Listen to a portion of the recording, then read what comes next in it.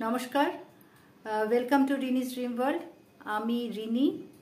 আজকে আমি একটা ভর্তা রান্না করব। তো কিসের ভর্তাটা করব সেটা চলুন আজকে দেখি।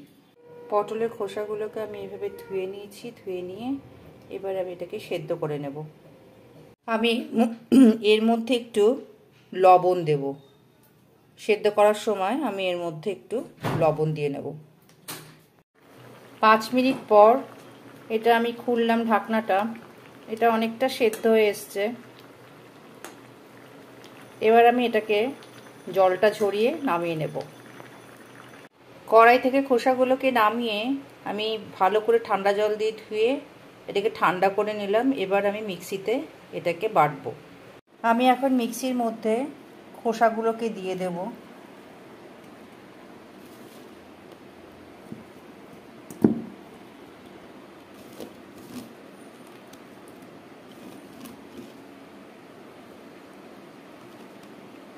এটার মধ্যে জল দেব না আমি খোসাগুলোর মধ্যে। এবার দেব কয়েকটা রসুনের কোয়া,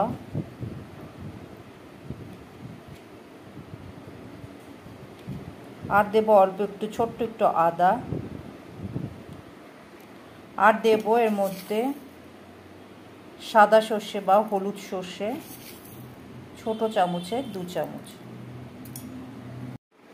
আমার পটলটা বাটা হয়ে গেছে। আমি 2টো কাঁচা লঙ্কা দিয়েছিলাম এর মধ্যে, বলতে ভুলে গেছি। আর এটার মধ্যে আমি বলেছিলাম জল দেব না, কিন্তু 4 চামচ আমি জল দিয়েছি। 4 থেকে 5 চামচ আমি টেবিল চামচের আমি জল দিয়েছি। তেলটা গরম হয়ে গেছে। আমি এবার এর মধ্যে একটু কালো জিরা ফোড়ন দিয়ে দেব। এবার আমি খোসার বাটাটা এর মধ্যে তেলের মধ্যে ছেড়ে দেব।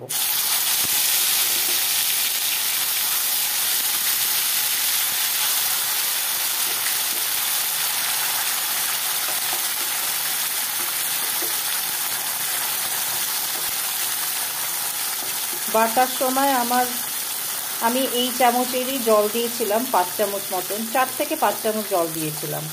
আপনারা বুঝে দেবেন কতটা খোসা বাটবেন সেই হিসাবে। কারণ ভেবেছিলাম জল দেব না, কিন্তু দেখলাম যে ঘোরানো যাচ্ছে না, অসুবিধা হচ্ছে।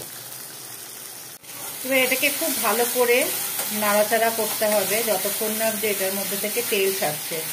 আমি এর মধ্যে একটু লবণ আর একটু চিনি দেব।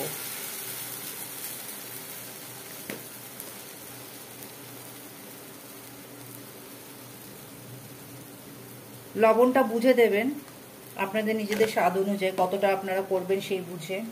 আমি এখানে 1/2 চামচের থেকে একটু কম দিলাম। আর আমি এখানে 1/2 চামচের মতন চিনি দিয়ে নেব। এগুলোতে একটু মিষ্টি, একটু ঝাল না হলে পর ভালো লাগে না আমার।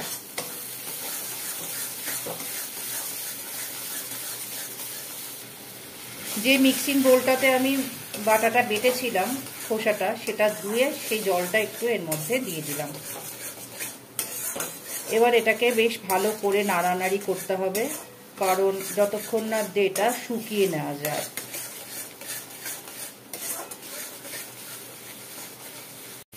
আমি যে পেঁয়াজটা ভেজে রেখেছিলাম, বেরেস্তা করে রেখে দিয়েছিলাম, এবার এটার মধ্যে দিয়ে দেব।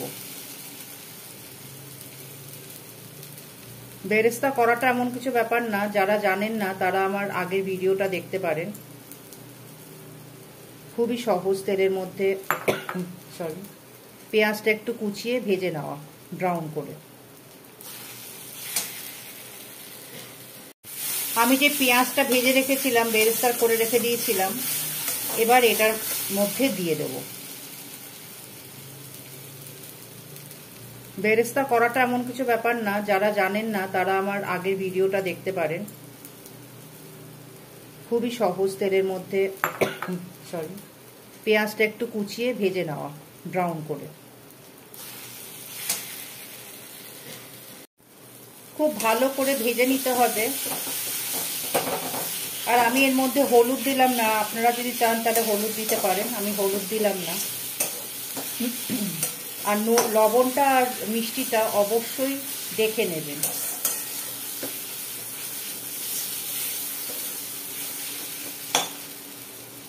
এটা আবার প্রায় হয়ে এসছে।